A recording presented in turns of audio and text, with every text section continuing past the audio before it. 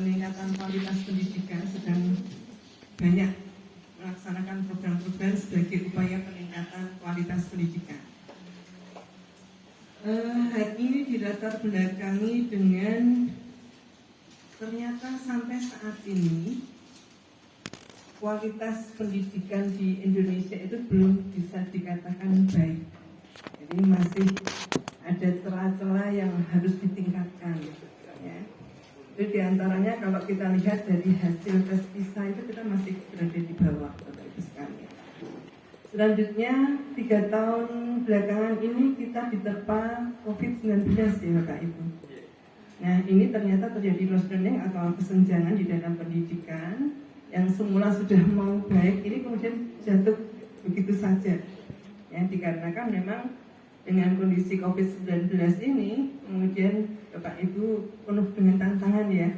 Yang hutan kemarin malam-malam bikin untuk pembelajaran paginya secara daring, nggak tahu siswanya dong apa enggak ya Bapak Ibu ya. Ya itu ketika kita dengan proses pembelajaran daring itu kemudian kita tidak bisa mengamati bagaimana reaksi siswa, apakah siswa sudah mudeng atau tidak gitu. Kemudian selanjutnya tantangannya adalah caranya supaya Bapak Ibu bisa memberikan materi dengan menarik, ya kan? Ada yang kemudian dengan awal-awalnya kita dengan WA ya Bapak Ibu ya, dengan WA. Kemudian sudah mulai Bapak Ibu dengan daring. Tambah lagi ada yang sudah membuat video untuk materi pembelajaran. Pripun caranya supaya kemudian siswa tertarik.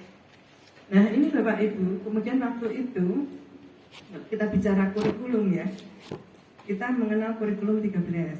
Nah ketika COVID ini kemudian sekolah diberi kewenangan untuk memilih mau kurikulum 13 apakah kurikulum darurat gitu ya, darurat gitu ya. Darurat itu kayaknya materinya dipersingkat, kemudian juga lamanya pembelajaran juga dikurangi gitu kan. Nah kemudian ada muncul kurikulum prototipe ya Bapak Ibu yang sekarang disebut dengan kurikulum merdeka yang tadi disebut. Zaman dengan sekilas sudah jauh melangkah ya Pak ya. Meskipun dengan kurikulum 13 alhamdulillah sudah mambu-mambu kurikulum belajar gitu ya. Kurikulum merdeka maksudnya. Nah besok pagi sebetulnya monggo kalau nanti akunnya tetap Bapak pakai kurikulum, tapi kalau misalnya ya seperti biasanya mau izin bisa lah, karena di situ kan ada penjelasan tentang kurikulum merdeka tersebut. Ini kayaknya sudah dong semua ini yang di sini ya. Ya, alhamdulillah. Jadi nobar itu tidak hanya untuk sepak bola ya Pak Elias. Ternyata yang tadi dites termasuk pelajar Profit Pancasila, Pak hadiahnya mana tadi Pak? Pak belum kasih hadiah loh ya. Bu, diingat-ingat tadi yang sudah menjawab Pak ya, nyuwun hadiah sama Pak Elias. Ya Bapak Ibu sekalian, intinya kalau kita bicara tentang Merdeka Belajar itu adalah bagaimana Pak Menteri atau Mas Menteri kita itu berinovasi Bapak Ibu sekalian. Inovasi itu adalah memberikan kebebasan kepada siswa, kepada guru, kepada sekolah untuk berinovasi, ya, agar kemudian kualitas pendidikannya itu semakin bagus. Yang intinya kalau kita bicara Merdeka Belajar ini adalah siswa, di mana siswa adalah fokus utama kita untuk benar-benar berkualitas. Nah ini Bapak Ibu, memang kalau dulu kita bicara kebijakan itu selalu dari atas ya Bapak Ibu ya, programnya macam-macam. Memang kalau kita bicara program ya macam-macam sekali ya Bapak Ibu. Kalau dulu ada sekolah revitalisasi SMK ya, kemudian yang terbaru adalah sekolah pusat keunggulan yang kemudian memakai kurikulum merdeka tersebut.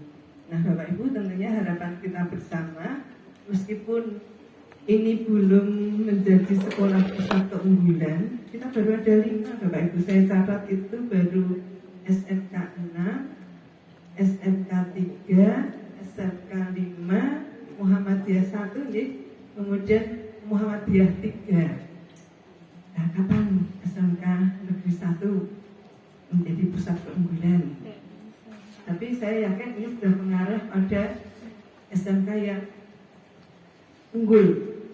Kita nggak usah menunggu program dari pusat untuk bicara pusat keunggulan, karena kami yakin bahwa di SMK Negeri 1 ini juga sudah menuju ke sana gitu ya, menuju ke sekolah yang unggul. Hanya saja tidak dibarengi dengan fasilitas. Jadi kalau yang kita bicara SMK pusat keunggulan biasanya ada bantuan ya, AS ya. Banyak bantuan. Itu Pak, SMK 5 itu sekarang menjadi pusat keunggulan, terus bolak-balik in-house training, kemudian juga ada bantuan fisik dan sebagainya. Gak usah menunggu itu Bapak Ibu untuk menjadi sekolah unggul, karena saya yakin SMK Negeri 1 ini bisa menjadi SMK unggul. Ini tadi sudah jelas ya, ini Bapak Ibu sudah ada inovasi-inovasi di sini, termasuk hari ini Bapak Ibu guru tinggal di sini, ada guru penggantinya. Ini dalam sejarah kayaknya baru ini ya.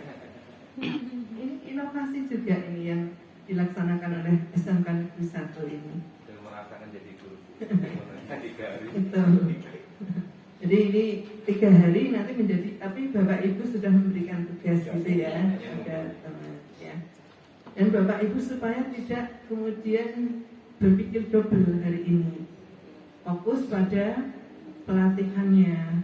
Nah ini termasuk yang sangat bagus.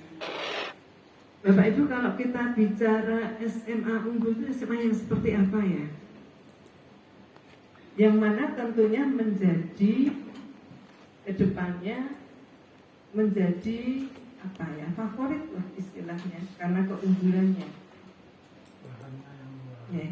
Meskipun kemarin keluhan dari Pak Elias masih apa, kursi yang kosong.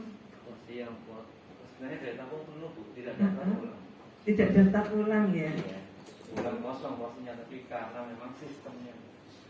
Sistemnya. Daya tampung kita sebenarnya kan penuh, Okay. Kan ada pilihan ketiga. Oh iya. Sehingga dia tidak daftar ulang. Sehingga yang sampai sekarang 216 tinggal 205 ya. Terakhir dulu karena jauh kan. Rumahnya Banteng terus. Ya, jadi ya kedepannya harapan kita bisa menjadi pilihan pertama ya, tidak tadi itu kalau pilihan ketiga biasanya ya memang kemudian kalau sudah ada diterima di atasnya ya sapon kan ya tuh. Sama dia diterima di MAS ya. Oh ya. Kemudian sekolah kesehatan Di yang khusus seperti itu ya. Ya, jadi kalau MAN ya berarti dia lebih cenderung ke yang meningkatkan spiritualnya gitu kan. Kalau yang kesehatan memang ya ini juga khusus gitu. Ya, gak apa-apa. Hanya Bapak Ibu jangan patah semangat ya untuk menuju ke SMK unggul tersebut. Nah, tentunya Bapak Ibu karena Bapak Ibu juga di sini ada BK ya, ada kan. Jadi ini yang nanti BK ini mohon untuk benar-benar di blow up gitu.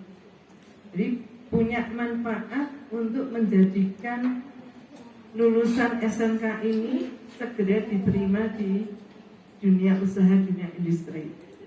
Karena kalau melihat dari jurusannya kayaknya yang wirausaha tidak banyak ya.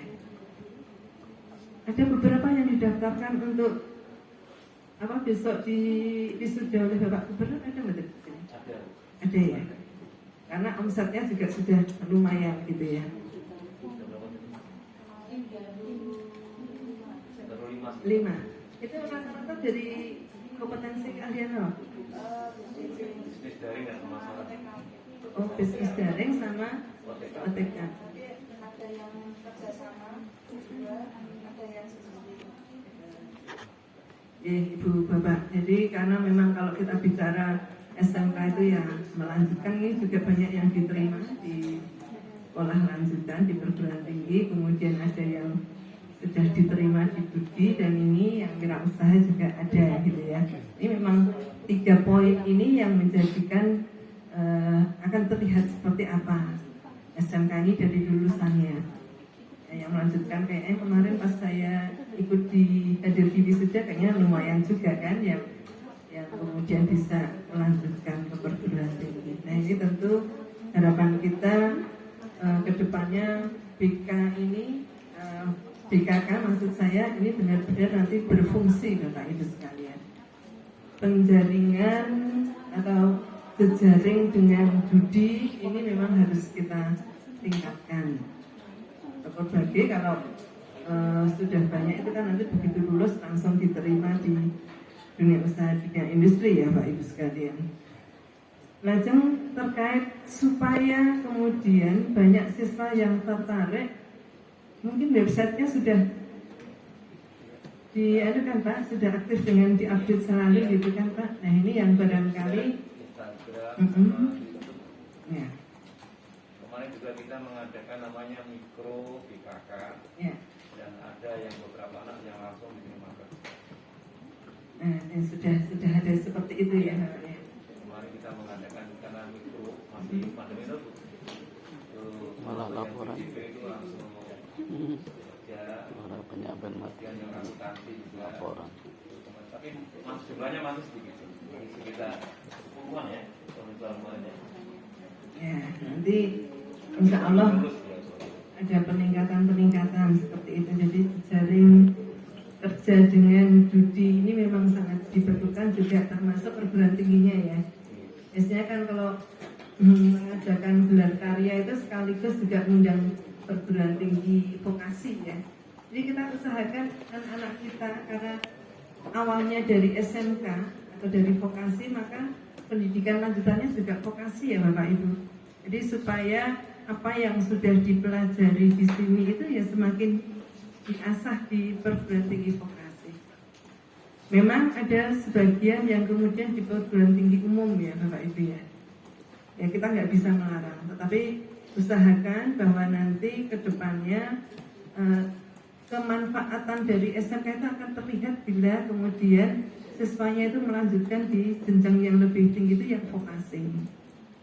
Kalau kita misalnya melihat di luar negeri itu kadang-kadang malah SMK itu 4 atau 5 tahun, jadi langsung di 1 di 2-nya itu digabungkan. Nah ini yang barangkali bisa juga SMK Negeri 1 ini juga kerjasama dengan beberapa perguruan tinggi sesuai dengan jurusannya. Untuk apa? Ya untuk supaya kemudian yang sekolah di sini itu bisa langsung, kalau udah kerjasama kan enak ya, melanjutkannya itu mungkin tesnya menjadi semacam formalitas, tetapi karena ada kerjasama. Untuk kalau ini seumpama belum dilakukan, bisa kita lakukan dalam rangka supaya yang M ini bisa benar-benar nanti luar biasa. Nah itu kerjasama tidak hanya dengan judi saja, kalau judi kan untuk yang B-nya ya, yang bekerja. Tapi yang F yang melanjutkan ini juga perlu kita kerjasamakan dengan perguruan